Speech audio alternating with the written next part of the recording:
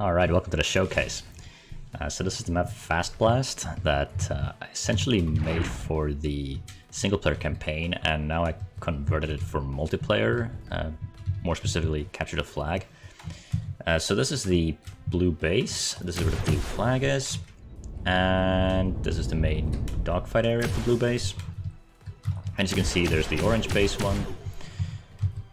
And there's three ways to get to the opposite base. So you basically have the main tunnel here.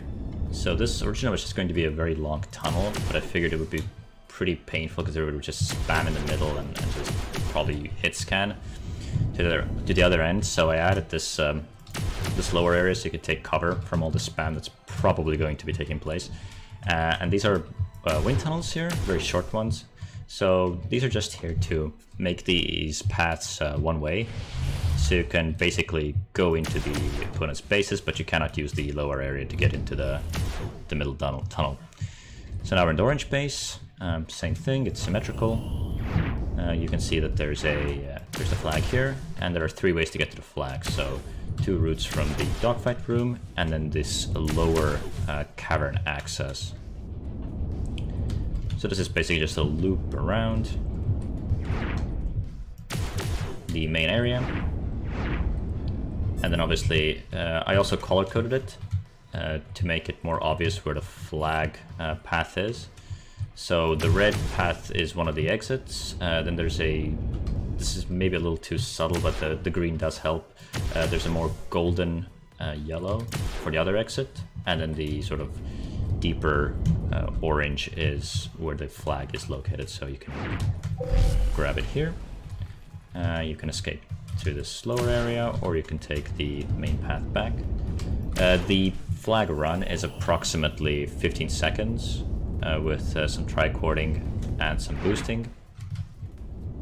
This obviously varies a little bit with movement speed modifiers, and this also varies depending on which path you take. So if we try one of the other paths, so this is the sort of the lava pit path. So it goes from light blue on the blue side to red on the orange side. And this is a longer route than the main tunnel. So grab this and we'll just go back through the green room. So gold to green and green to purple on the blue side. And it's not very big. That I think is reasonably, it's reasonably large. I think it will probably handle 4-man teams quite nicely, maybe even a 5-man team. And yeah, this is what it pretty much looks like. As I said, the wind tunnels are one way. I'm pretty sure you cannot tricord plus enhanced boost into this. I've tried it many different ways, and it does not seem to be possible. This is just a basic wind tunnel with a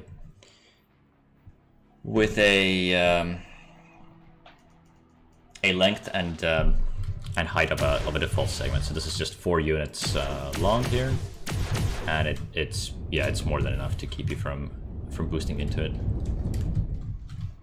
I did contemplate the idea of maybe making the wind tunnel a little bit weaker, so with enhanced boost you could actually boost through it, but I think I'm a little bit on the fence whether I like this idea.